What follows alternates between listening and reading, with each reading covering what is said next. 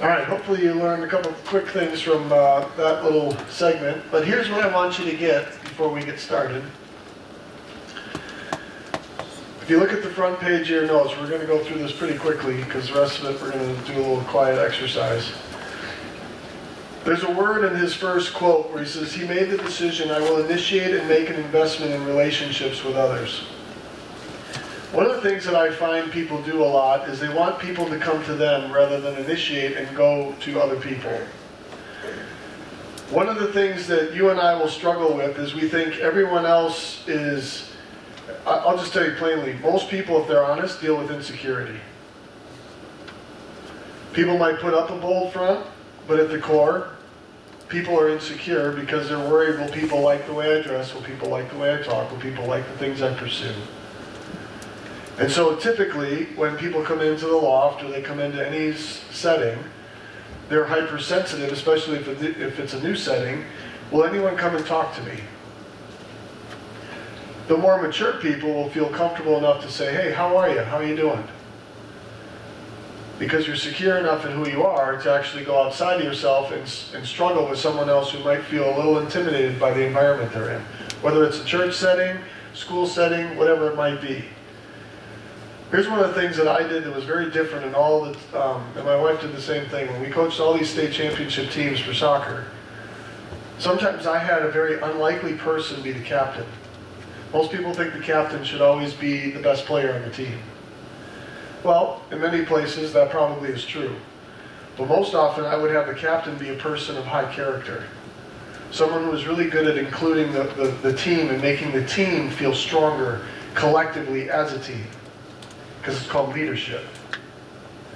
And so one of the things that you're going to want to be aware of as it relates to this topic of relationship is when people leave your presence, do they feel better about being with you?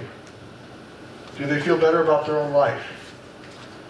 Because if they don't feel better about their own life having been with you, and that happens consistently, don't be surprised if they don't want to be with you.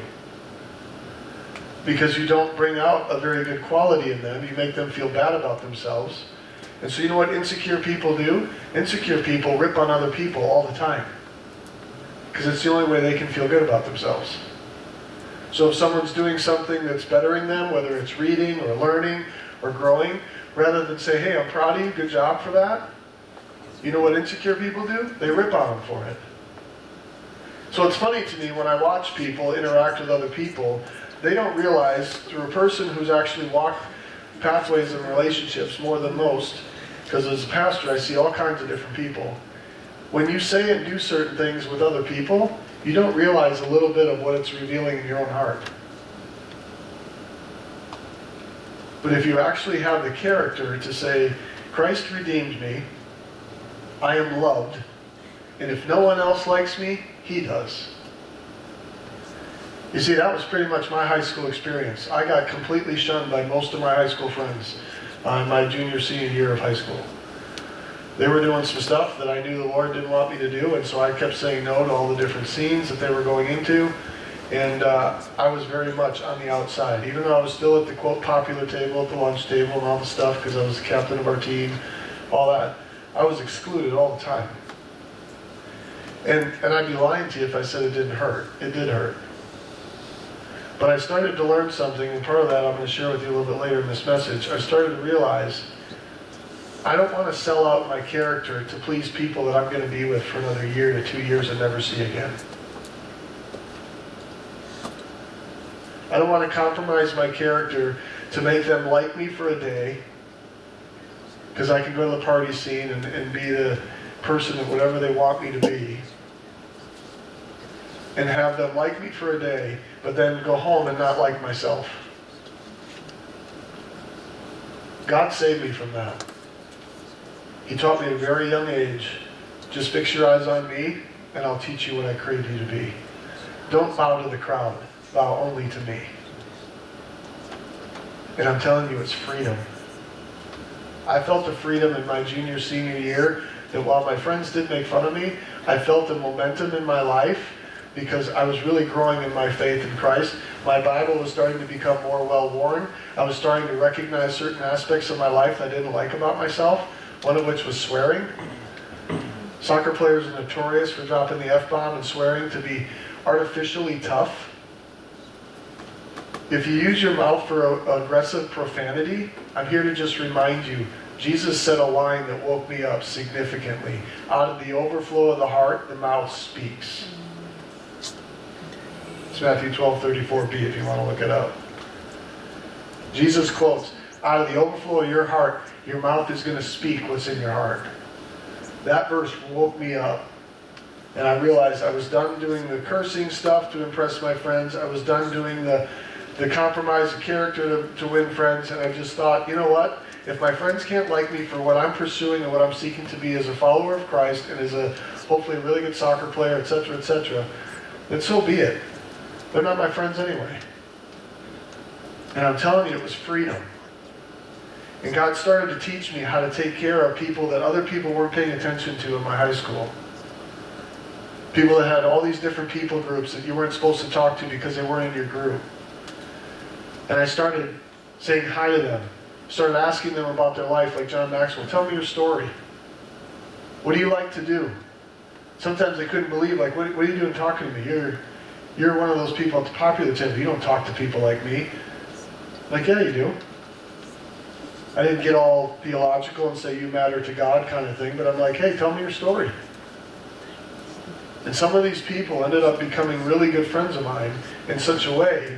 We weren't going out on the weekends and stuff, but you know what I felt good about by the time I was done in my senior year?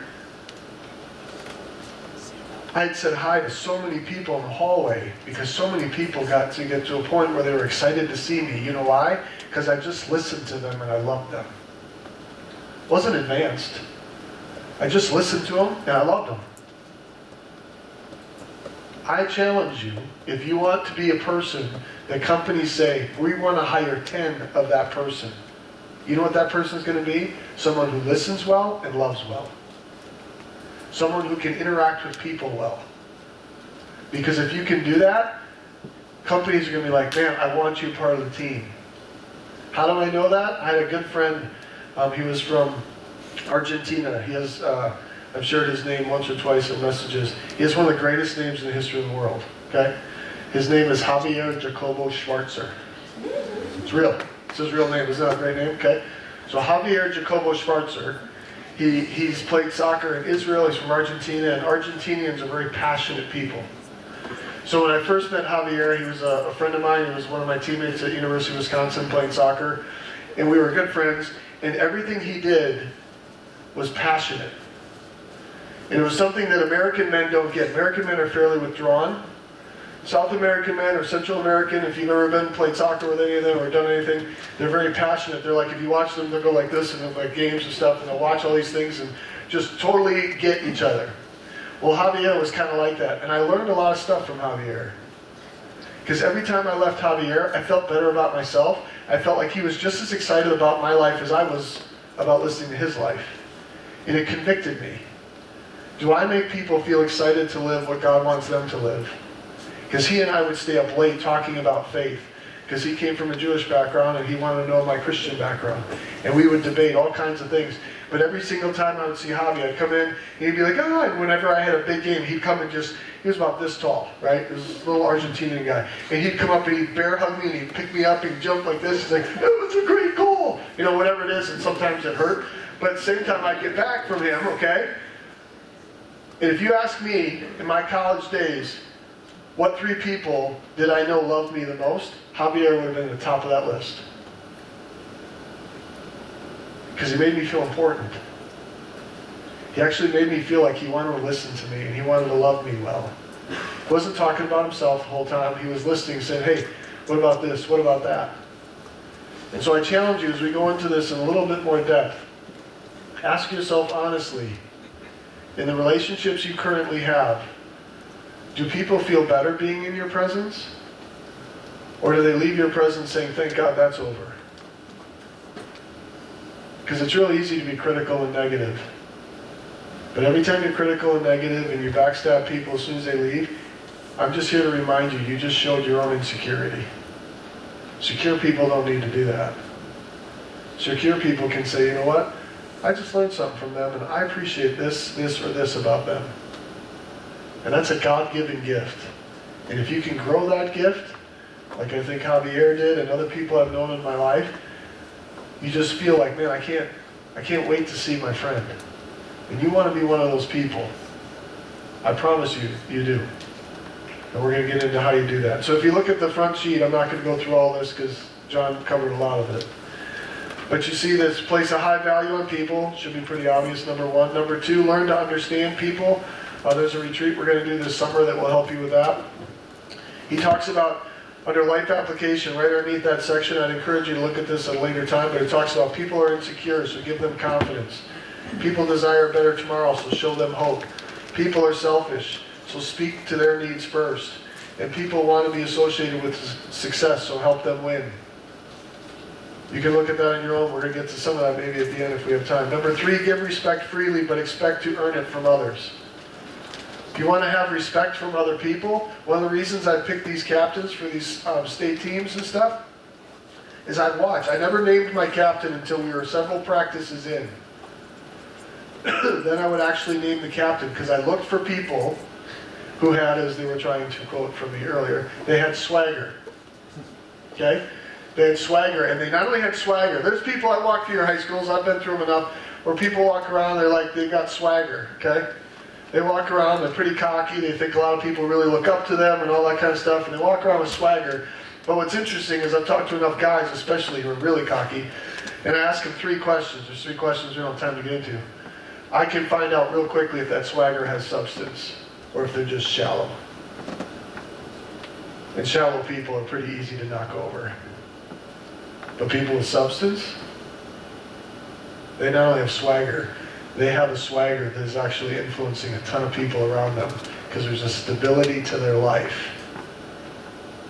And that stability brings stability to other people. And so if you walk around with this kind of swagger, kind of feel, I want to encourage you, you earn that. And I watched for the swagger on my sports teams and I'd say, you know what? This person and this person are the captain. And sometimes teams are like, wait, what? They'd have this, well, they're supposed to be the best player. No, they're supposed to be the best in character. They're supposed to be people who can influence the team to be better as a team.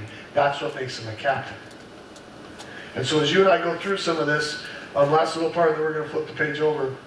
He goes under point one, put others first. Number two, don't carry emotional baggage. We're going to get to that in a minute. Number three, give time to your most valuable relationships. Also, we're going to get to in a minute. And number four, serve others gladly. And five, express love and appreciation often. Flip the page over.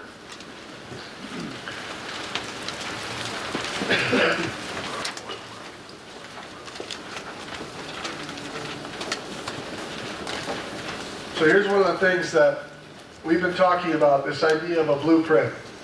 And that your maturity in life is dictated a lot by how well you allow these different categories of your life to improve, okay? So we talked about if you don't handle money well, that whole section of your life's not going to be very strong. If you don't handle relationships well, you're not going to be very strong in that area, okay? And so essentially the people who get more stable and more mature in their faith and in their relationships and in their handling of money, why? Because they have the courage to face their life and actually grow up. You guys, for some reason, live in a chapter of life where you're supposed to have fun all the time, and then have even more fun in college, quote fun, only to wake up to the reality of those choices. Now you can be in excessive debt, not know who you are, and not know what you want to do with your life. Hope it was fun. You're a relational disaster. You've never done the work. That's why I'm so proud of you for being here, because hopefully if you listen to the things that me and some of your D group leaders and others in your life are going to pour into you, you're actually going to do the work to know what you are in a relationship. Because if there's one thing you don't want to do, we've done this in different ways. Each of us has baggage. The question is, how much baggage are you going to bring into the next relationship that you have? All of you are born into a family. There's good parts of your family and there's difficult parts of your family. But here's what you cannot afford to do. Whine about it the rest of your life. I've seen countless people that have come into my office, they're like, well, this happened when I was a kid, then this happened, my parents did this, and all this kind of stuff. And what they did is they basically just walked into my office, took the baggage of their family, chucked it on the desk of my office, and said, you know what, I have no interest in unpacking this. I'm just going to use this as an excuse to be a little child my entire life. I don't know about you, but when I was growing up, I didn't like my parents always babysitting me to actually grow up. Maybe that doesn't bother you, but it bothered me. It bothered me that I couldn't wake myself up to go to school. So eventually I'm like, you know what? Here's a good idea. If I want to be more adult-like and I want to show that I have maturity and that I'm actually growing up, here's a good idea. I'll wake up with my parents not having to rattle my bed for 3 hours to wake me up. And then I'm going to actually take the time to take responsibility for my homework, take responsibility for certain things that I think I have in my control relationally with my parents or other people. Here's what ends up happening. People sit and they say, I don't have to unpack this baggage. Well, the wise people say, you know what, I had some stuff that was really painful in my life, but I'm going to start to unpack it. I'm going to take this stuff over here, I'm going to take this stuff over here, and I'm going to meet with people who can help me unpack it so that I stop using it as an excuse to bring pain into my life and every relationship that I have. Because you know what people do? People take their baggage, I've seen it hundreds of times. They take their baggage, no matter how heavy it is, and they carry it around like this satchel of pain that they're like, well, you should just feel my pain all the time, and it's my crutch. Well, here's what happens. If you don't unpack this, people have radar for that. As you get older, they have radar for woe is me mentality. And they're like, you know what? I'm out. I can tell you relationally, guys, you do not want to be with a woman who's high drama that hasn't unpacked some baggage. Vice versa. Ladies, you don't want to be with a guy who hasn't unpacked the baggage. But if you have the courage to unpack the baggage and actually grow up and start interacting with people, learning how to make people smile, make people laugh, feel good about who they are, make them feel important, you're learning skills to be a leader. You're learning skills to cause other people to say, I like being around her. I like being around him. What is it? They're listening well and they're loving well. They're not taking their baggage as this excuse. And we all have it, okay? I have it, you have it. The question is, do you have the courage to say, God, could you help me with it? Because I'm done having it hurt me and I'm done having it hurt other people. And so maybe you like the idea of your parents holding your hand and having you have to go through everything. Hold your hand to tell you how to do everything. That's what you want, that's fine. It's your life. But for me, I didn't want that. And I love my parents. Doesn't mean I agree with them on everything that they did, but I knew enough that I'm soon about to live my own life. And I don't want to be a person that has to be reminded to do basic things and to love well and listen well. And so if you and I can figure this out together, here's the circle that you and I have to get to. We're going to do a little thing and an exercise in a few minutes, okay? But this is what helped me get through a challenging chapter in my life when I was in high school and my friends abandoned me and all that kind of fun stuff. I sought the Lord. He was basically at the center of my relationships. I stopped bowing to my friends. Trust me, I've done what you've done. I try to win the approval of my friends. You get them to laugh, you get them to do something, but then you realize what I just did to get them to laugh. I just made fun of a friend down the road or down the hall, and now they don't feel all that great. I got a laugh, but they're now crying, so to speak. Well, that's not a win. That's a loss. And so, in the process of putting Christ first, Jesus is asked the question, Teacher, which is the greatest commandment in the law? Jesus replied, love the Lord your God with all your heart, with all your soul, with all your mind. This is the first and greatest commandment, and the second is like it. Love your neighbor as yourself. All the law and the prophets hang on these two commandments. Do you realize the situation that our culture is dealing with right now, and I don't have time to get into all of it, do you realize it's actually solved if we live this verse? All of it's solved. Because we would love our neighbor as ourselves. We wouldn't say some of the stuff that we say to our, quote, neighbor. We wouldn't want those things said to us. So here's a good idea. Shut your mouth and don't say it. Love people like you want to be loved. And who helps you do that? The Lord helps you do that. I can't tell you how many times He's helped me love people that are difficult to love. I'll tell you my least favorite verse in the Bible. It's probably number one on the list. Probably not truly number one. But Jesus says, what credit is that if you love only those who love you? Even sinners do that. Jesus is like, what's the credit you get if you love only people who love you back? But can you love like God loves? Love people who aren't nice to you. Remember, Jesus is on the cross, and he's so badly beaten, he's almost unrecognizable as a human being. What does he say at the cross? Father, forgive them. They know not what they do. That's unbelievable love. Talk about patience. Talk about forgiveness. If there's someone that you and I want to learn from, it should be him, because he's modeled and perfected love at a level that causes us to get the rest of the stability. So here's the deal. This relationship gives stability and strength to all other relationships. If this relationship gets stronger, he helps you get stronger in all the other relationships that matter. That's why it's number one. That's why it's primary number one. Okay? If you don't get that relationship right, then there's a lot of other stuff. We're going to get to that in a minute. Number two, our committed relationship with family. We talked about this verse many times, Proverbs 24, 3 and 4. By wisdom a house is built, and through understanding it is established. Through knowledge its rooms are filled with rare and beautiful treasures. God can pour into your family that you currently are part of right now if you let your family love you and you love your family. Don't be high maintenance, okay? We all have times when we go through a tough time, okay? But don't intentionally seek to be high maintenance to your family who's trying to love you. I was high maintenance at one point in my life until I finally said, Lord, I need to grow up. I'm going to go ask my parents to forgive me of my stupidity and selfishness. We had a hard conversation. It wasn't a fun conversation. But my relationship with my parents changed after that because I apologized for things that I'd said and I had done. I was done having the obstacle between us. And we both grew up together, and my relationship changed in a really good way. It was very humbling and embarrassing in the front end, but it gave stability later on the back end. It's Proverbs 23, 15 and 16. It says, my son, if your heart is wise, then my heart will be glad, and my inmost being will rejoice. Your lips will speak what is right. There's nothing greater for a dad or a mom to see than watching their son or daughter live for the Lord and live in maturity and love, to love other people well. It's a real blessing.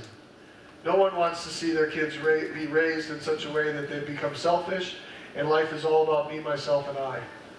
It's a very painful thing to see as a parent.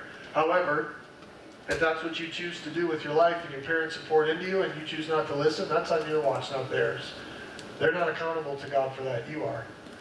You're accountable for your life and your life only. And so you can either learn from your family of immediate family or your family of faith.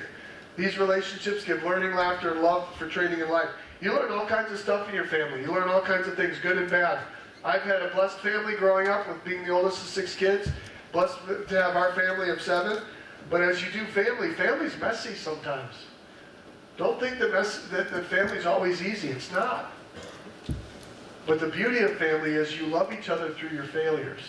It's a safe place to fail. It's a safe place to say, I'm sorry. It's a safe place to say, I'm struggling. Because when you do outside in the world, you don't say that to the right people. Now in your world, unfortunately, you can get posted on all kinds of stuff. And not only do you struggle with this, now other people know you struggle with this. And now you're in a lot of trouble. So how you share with people is important. And your family is designed to be the group that should be your safety net. Maybe you don't have that. That's why the family, ultimate family, is the family of faith. Maybe you have a D group leader or a person that you can confide in, or a peer in your D groups that you can say, hey, I'm struggling with this. If you trust them, say, could you pray for me on this? Relationally, it'll help you. I guarantee it, okay? And it gives you a time to laugh together, learn together, and do life in a stronger way. We're going to come back to that in a second.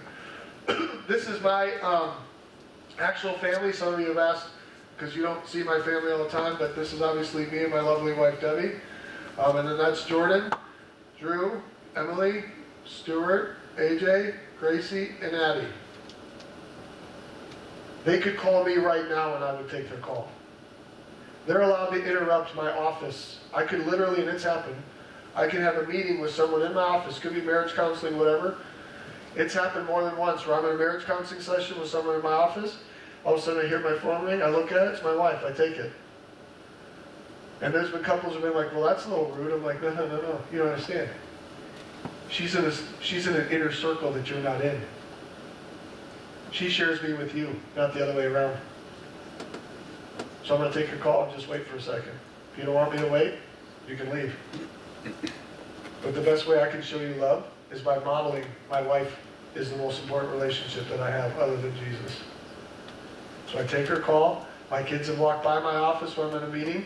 I tell them, you can knock on my door no matter who I'm meeting with. And you can interrupt and say, hey, Dad, because there's 7 people on this planet who can call me Dad. I've literally worked with thousands of teenagers. When you do this for almost 30 years, it's been in the thousands. But there's only 7 that can call me Dad. They have my undivided attention. So you can either start to grow in your relationship, because there's going to be a day, gentlemen, that you're going to be called a dad. There's going to be a day, ladies, you're going to be called mom.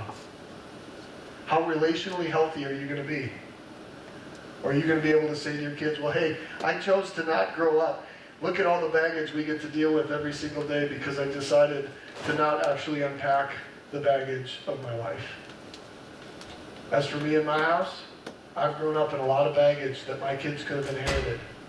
I have a great family growing up, but there's some stuff I've said that dies in this generation. It does not come into my family. It's a whole bunch of stuff they haven't had to deal with. This is my extended family. Part of them when we had a birthday party. So relationally, there's a lot of people, but this was us at Chillfest a year ago. Notice no masks. We had no idea what we were walking into. This is when we were up north, having a super fun time. I'm super excited for those of you who are going with us this weekend. It's going to be awesome. We have a lot of cool stuff planned. But this family means a lot to me as well. I absolutely love you guys. I want you to succeed in ways you can't even understand. That's why we walk you through all the stuff that we do as a ministry. And as we wrap up, number 3, priority relationships. Our committed relationship with friends, dating opposite our gender. These are important because they'll train us. Proverbs 12:26 says, a righteous man is cautious in friendship, but the way of the wicked leads them astray. Who you choose as friends is almost one of the greatest indicators of who you will become. If you pick close friends that have no integrity, that compromise and are deceitful, ask you to lie to your parents and other things, I would encourage you to find other friends. It's better to be lonely than to be led the wrong direction. It's the absolute truth. But if you have a friend that you can trust, that will help you grow to be a stronger person, hang on to that person. Do your best to invest in them, have them invest in you, because these relationships give a life connection because you do life together. You go through the trenches together. There's many people I've been with that I've gone through a lot of stuff in their life and their family, in ministry and life, and because of it, we have a history. We really connect, and when we need each other's help, we help each other. And so when you see these verses, and then we talk about this many times, we'll talk about it again in a retreat this summer, but a wife of noble character who can find she's worth far more than rubies. Her husband has full confidence in her and lacks nothing of value. Gentlemen, I'll say it again, and I've said it 100 times.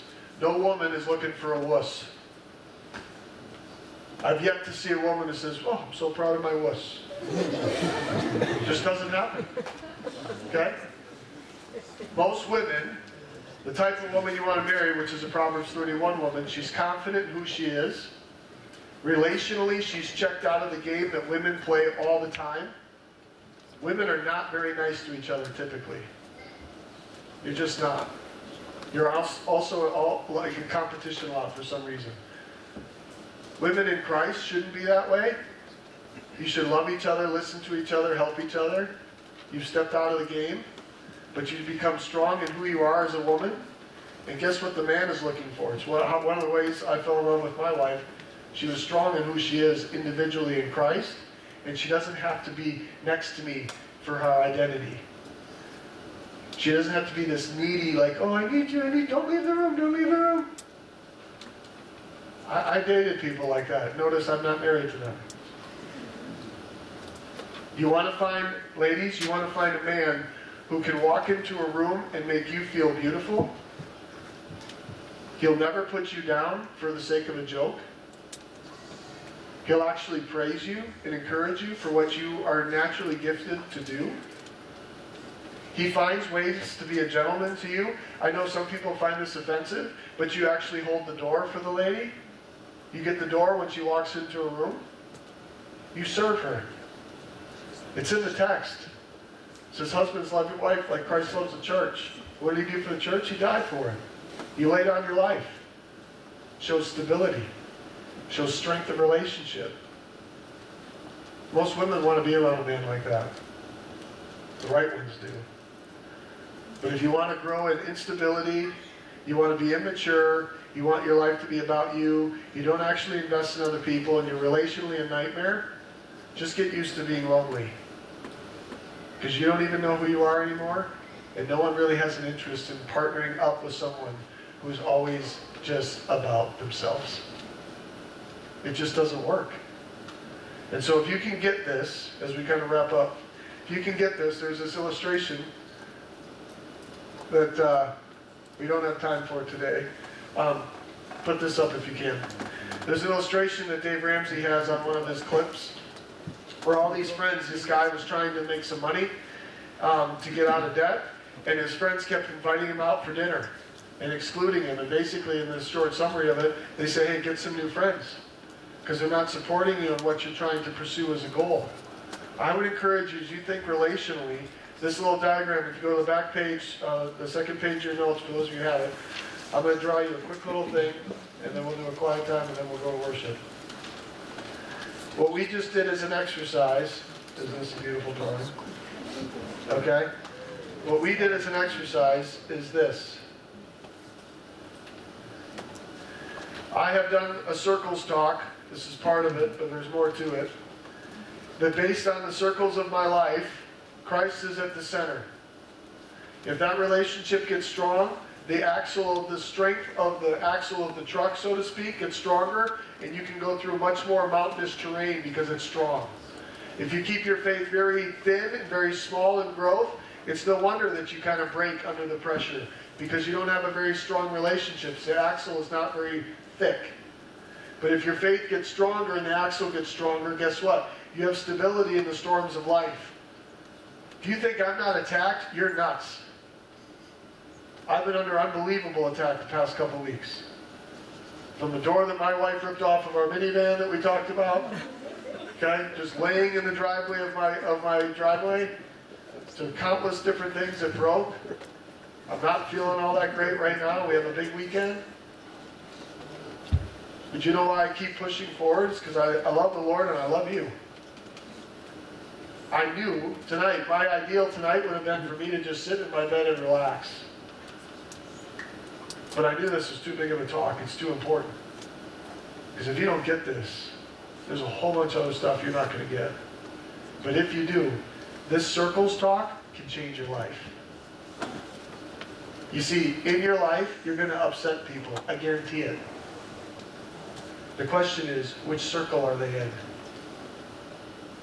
If I can keep my first 2, 3 circles happy and healthy, I'm okay upsetting the outside circles. Which is why I take my wife's call whenever she calls me at any time of the day, even if she wanted to know. Because she is in the primary circle. My kids, same thing. You. Whoever it is. But what people do, this is what people do a lot. They're like, well, hey, you're supposed to love me. So they say things that are unbelievable to their parents, to their closest friends and stuff, and they try to win the approval of the people in the outer circles. And the outer circle people change all the time. But the inner circle people will stay constant throughout your life. They're the people you're going to do Thanksgiving and Christmas with for the rest of your life. So here's a good idea. Get to know them well. Love them well. Because if you're going to upset people, make sure it's the right people and not the wrong people. Especially the people that love you the most. So here's my closing illustration for you, and then we're going to... On the back page, you can see a bunch of stuff where it talks about description of a good friend. It's an A to Z list. They accept who you are, they're attentive to you, they believe in you, all of these different things that you can look at, okay? I don't have time to get into it. But here's what I want to close with as we close in prayer. When you think about the stability of life, and you think about the baggage, you have to deal with the issue of, do I want to grow up? Because in these circles that we had up on the board, okay, if the stability of the circles doesn't improve for you, and you don't intentionally seek to grow, that's on you. Don't you blame me, don't you blame your D group leaders, don't you blame your parents.